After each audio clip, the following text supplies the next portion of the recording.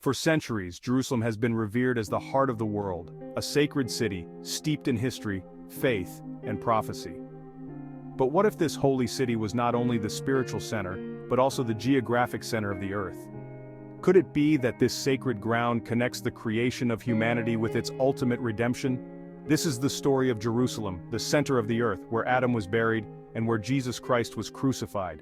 I don't think people understand the significance of the Earth's age. We already discussed the age of the Earth in a separate video about 5,500 years from the fall of Adam. This timeline places profound significance on the events that occurred at the center of the Earth, Jerusalem.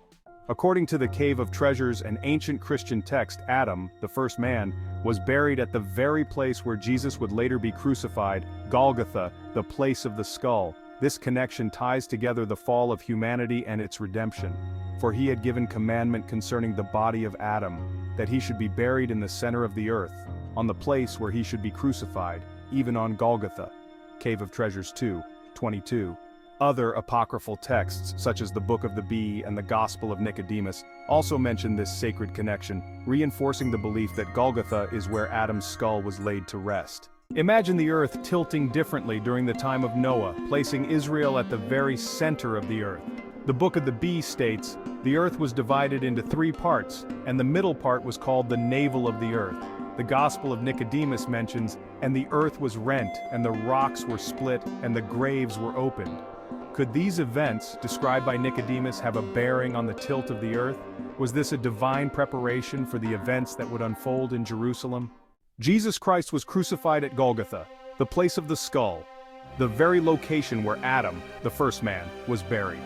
In this act, Jesus fulfilled the prophecy, bringing redemption to all mankind at the same spot where humanity first fell. And the Lord said to him, "Go down to the place where Adam's skull was laid, and there I will be crucified." In the heart of the earth, Jesus fulfills the prophecy at Golgotha. But wait, if we take into account the center of the earth, latitude and longitude will point to East Africa. However, there is an explanation for this. It happened in the time of Noah. Imagine the earth tilting during Noah's time, a hypothetical analysis based on landmass calculation. The earth's current axial tilt is approximately 23.5 degrees, but it has varied over geological timescales. Hypothetically, if Israel were the geographic center during Noah's time, the axial tilt would need to be adjusted significantly. An axial tilt of approximately 47.87 degrees would lead to drastic climate and environmental changes. Hidden within the pages of ancient texts, we find prophecies that point to Jerusalem as the spiritual and geographical center of the earth.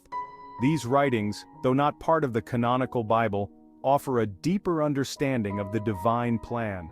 The Book of Jubilees says, "And he knew that the Garden of Eden is the Holy of Holies and the dwelling of the Lord, and Mount Sinai the center of the desert, and Mount Zion the center of the navel of the earth. These 3 were created as holy places facing each other." Book of Jubilees 8:19. The Book of Enoch says, "And I went from thence to the middle of the earth, and I saw a blessed place in which there were trees with branches abiding and blooming, of a dismembered tree." Book of Enoch 26:1. Can you imagine the impact of the earth tilting? That would result in catastrophic anomalies like a great flood. This matches the narrative of the Book of Enoch, the Bible, and even other historical books like the Epic of Gilgamesh. From the burial of Adam to the crucifixion of Jesus, Jerusalem stands as the eternal heart of creation and redemption. This sacred connection, hidden in the annals of history and prophecy, reminds us of the divine plan that spans the ages, a plan centered on the heart of the earth, where creation began and where it was redeemed.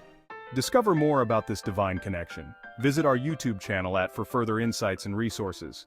Over the years of my study, I have been fascinated by Jesus' crucifixion and the place of the skull. Why was it called that way? Finally, I got an answer after years of research. Most importantly, I want you to remember this verse. "If any of you lacks wisdom, you should ask God, who gives generously to all without finding fault, and it will be given to you."